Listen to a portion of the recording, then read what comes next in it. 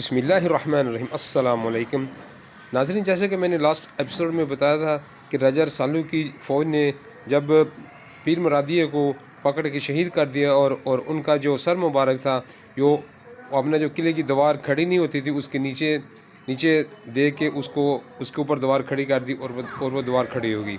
जब उनकी माँ रास्ती को पता चला तो वो बहुत चीखी चलाई, बहुत परेशान हुई, रोती रोती हुई वो पीर मुल्क शाह वली के पास चली गई।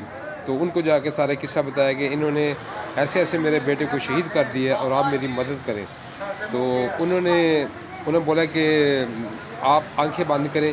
जब उन्होंने आंखें बंद की तो आंखें खोली तो कहने वाले कहते हैं कि माई रास्ती ने अपने आप को मदीना में पाया। और उस टाइम पे जो वहाँ पे खलीफा थे, कुछ लोग तो किसी और हस्ती का नाम लेते हैं लेकिन कुछ कहते हैं कि इमाम अली उल हक ही वहाँ पे मौजूद थे। तो माँ रास्ती ने जाके वो सारा किस्सा उनको सुना दिया और उन्होंने उसी टाइम पे अपनी फ़ौज एक तरतीब दी और यहाँ इस इलाके में कूच किया। मदीना से वो सबसे पहले वो पसरूर में तशरीफ़ लाए। उस वक़्त पसरूर का नाम था जगतपुर और वहाँ पे राजा रसालू के भाई की कमान में फ़ौज थी जो कि जगत पाल के नाम से था। तो उसकी इनके साथ में सलामी लश्कर के साथ में बड़ी लड़ाई हुई। आखिर वो वहाँ पे मारा गया। राजा रसालू का भाई जगत पाल मारा गया, जहन्नम हासिल हुआ और उसमें हज़रत इमाम अली हक के भाई भी शहीद हो गए जिनका नाम था सैयद मीरा, वो भी शहीद हो गए। और उनका दरबार आलिया अभी भी शहर पसरूर में वाक़ है। बहुत से लोग वहाँ पे जाते हैं विज़िट करने और वहाँ से होके आते हैं। इसके बाद सैयदना इमाम अली हक और उनकी जो उनके साथी थे उन्होंने शहर सियालकोट का रुख किया और सबसे पहले नाला ऐक के ऊपर आके उन्होंने पड़ाव डाला और वहाँ पे जो इसकी राजा रसाल की फ़ौज थी और राजा रसालू ने वहाँ पे आके इनके ऊपर हमला किया और बहुत ही ज़बरदस्त मार्का हुआ जो कि 3 दिन तक जारी रहा। कहते हैं कि जो इस मार्के में ये जो पानी था इसका ऐक का वो ऐसे बिल्कुल खून की तरह बह रहा था। तो इतनी वहाँ पे यानी कि जानों की भी कुर्बानी हुई और ये जो कफ़ार भी मारे गए। तो वो फिर ये भागता हुआ ये जो राजा रसालू था ये उसने वहाँ से उसको बहुत ही ज़बरदस्त शिकस्त हुई और वो वहाँ से भाग के अपने किले में जाके छुप गया।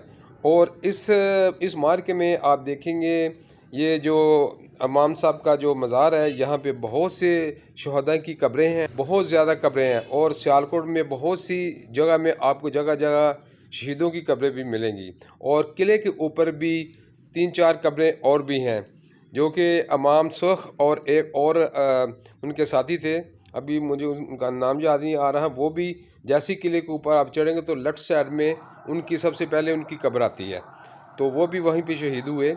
और आप ये भी देखें कि अभी आपको बहुत सी कब्रें यहाँ से मिलेंगी जो कि इमाम अली अल हक के साथी थे। तो इस मार्क में बहुत से मुसलमान शहीद हुए। तो फिर इमाम अली अल हक ने किले के ऊपर जाके इनके ऊपर राजा रसालू के ऊपर जाके अटैक किया और वहाँ पे बहुत सख्त मुकाबला हुआ और उसी मुकाबले में हज़रत इमाम अली अल हक भी शहीद हो गए और दूसरे साथ भी बहुत से शहीद हो गए। इसमें 2 तरह के किस्से बयान किए जाते हैं। एक तो ये कि हज़रत इमाम अली हक ने उनका सर कलम किया इसका राजा रसालू का, और दूसरा ये है जो उनके भांजे हैं जो पीर सुरख।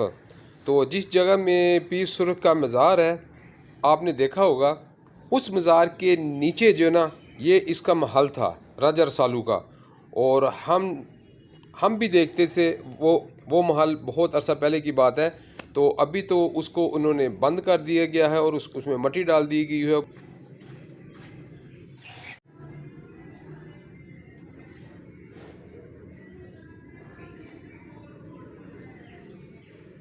मैंने बहुत अरसा पहले बहुत दफ़ा देखा था कि जहाँ पे पीर सुरख की कब्र है सेम उसी जगह में इसका राजा रसालू का नीचे महल था और नीचे रास्ता जाता था उसके पीछे की जानब से और कॉलेज और इनका जो मज़ार है इसके बीच में एक रास्ता नीचे जाता था। तो उस टाइम पे नीचे रास्ता जाता था और बहुत से दरवाजे थे। और जो मैंने सुना उस टाइम पे, तो वो ये भी था कि जब पीर सुरख और उनके और साथियों ने उसके ऊपर अटैक किया, तो वहाँ पे पीर सुरख का जो जो गर्दन को उड़ा दिया गया और उनको शहीद कर दिया गया। तो और उन्होंने अंदर जाके दरवाज़ा बंद कर दिया, बड़ा दरवाज़ा था। और कहने वाले कहते हैं कि पीर सुरख ने, जिनका सर कलम हो चुका था, और उन्होंने अपना सर पकड़ के बड़े ज़ोर के साथ वो दरवाजे को मारा और दरवाज़ा टूट गया। और जब उन्होंने देखा कि अभी ये फ़ौज अंदर आ गई, तो उन्होंने अपने आप को और उसकी जो फैमिली थे उन उन सब को आग लगा के, और वो जल के और जहन्नम हासिल हो गए। और ये इनका किस्सा इधर तमाम हुआ। ये दो तरह के वाक़े इसमें बयान किए जाते हैं। और माशाल्लाह भी आप सियालकोट में देखें कि इन इमाम पाकों ने अपनी जानों के नजराने दे के इस्लाम को ज़िंदा किया, और आज हम अल्हम्दुलिल्लाह हम भी मुसलमान हैं और आप भी मुसलमान हैं। और अल्लाह का बड़ा शुक्र है, अल्लाह ताला ने उनकी बदौलत हमें भी मुसलमान बनाया। ये जो आप देख रहे हैं ना, ये अंग्रेज़ों के दौर का ये किचन है, और ये साफ़ और वाज़े आपको नज़र आ रहा है कि ये तंदूर है, यहाँ पे रोटियाँ लगाई जाती थी। और ये जो आप देख रहे हैं ये चिमनी है, अभी तो पूरी टूट फूट का शिकार हो चुकी है, कभी भी गिर सकती है। लेकिन हम बाहर से ही वीडियो बनाना बेहतर समझते हैं। पूरी इसकी छत भी गिर चुकी है, और ये चिमनी है, यहाँ से धुआं वगैरह ऊपर जाता था। नाज़रीन, जैसा कि आप देख रहे हैं कि बहुत से यूट्यूब के ऊपर बहुत से आदमियों ने कमेंट दिए कि ये जो जेल है ये राजे के दौर की बनी हुई है, लेकिन ये राजे के दौर की नहीं बनी हुई। आपको नज़र आ रहा है कि ये देखें, ये इसकी छोटी ईंट है, यहाँ पे छोटी ईंट इस्तेमाल की गई हुई है। ये ठीक है, बहुत पुराने टाइम से ये ईंट चलती आ रही है। लेकिन इसके बाद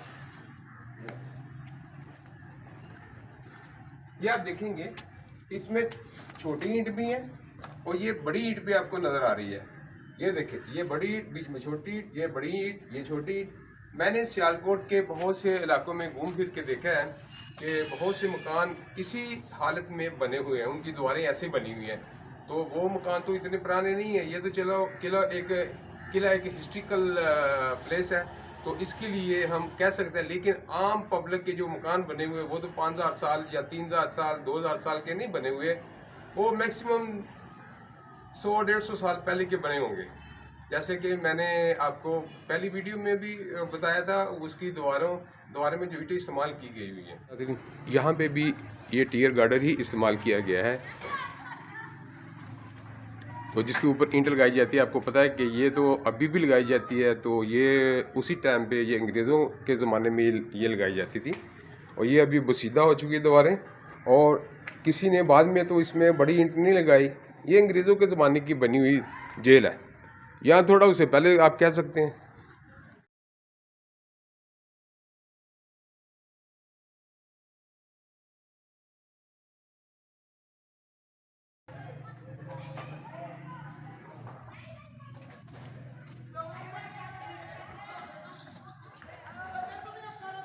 सूट टाइप बनी हुई है, तो ये भी तो वैसे बाद में इसको ये डार्क बना दी गई थी। लेकिन यहाँ पे पहले जो नीचे से रास्ता आता था, और ये जो मिट्टी आप देख रहे हैं बहुत ऊंची है, ये पहले इतनी मिट्टी नहीं होती थी। ये तो बाद में ये ऐसे वक्त के सामने ये ऊपर पड़ती गई, और अभी ये सुरंग बंद हो चुकी है। और जहाँ से मट्टी निकाल के ये जो सुरंग बनाई जाती थी, आपने देखा होगा कि जितना भी ये बाज़ार और माम साहब और ये जो पुल है एक का पुल, वहाँ तक जितना भी इलाके हैं ना, ये बहुत ऊंचा है। दूसरे सिटी के मुताबिक ये इलाका बहुत ऊंचा है। आखिर ये ऊंचा क्यों है, इसके बारे में भी आज तक किसी ने नहीं बताया। लेकिन ये 100% यही है कि इसके नीचे सुरंग है, और यहाँ से मिट्टी निकाल के इस इलाके में डाली जाती थी। इसलिए आज आप देख रहे हैं कि ये इलाका पूरे का पूरा इलाका बहुत ऊंचा है दूसरे सिटी के मुताबिक।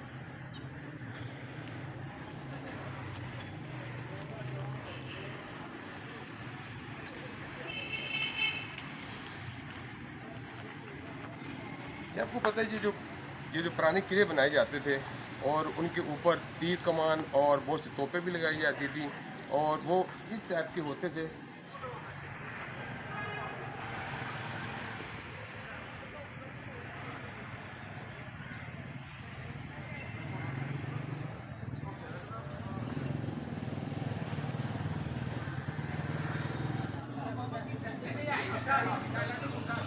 अस्सलाम वालेकुम। ये जी माशाल्लाह आपके पीछे लिखा हुआ है सियालकोट तो ज़िंदा रहेगा। इंशाअल्लाह सियालकोट ज़िंदा रहेगा, ता क़यामत ज़िंदा रहेगा। और आप भी दुआओं में अल्लाह ताला से दुआ मांगे कि हमारा सियालकोट भी ज़िंदा रहे और इंशाअल्लाह पाकिस्तान भी ज़िंदा रहे।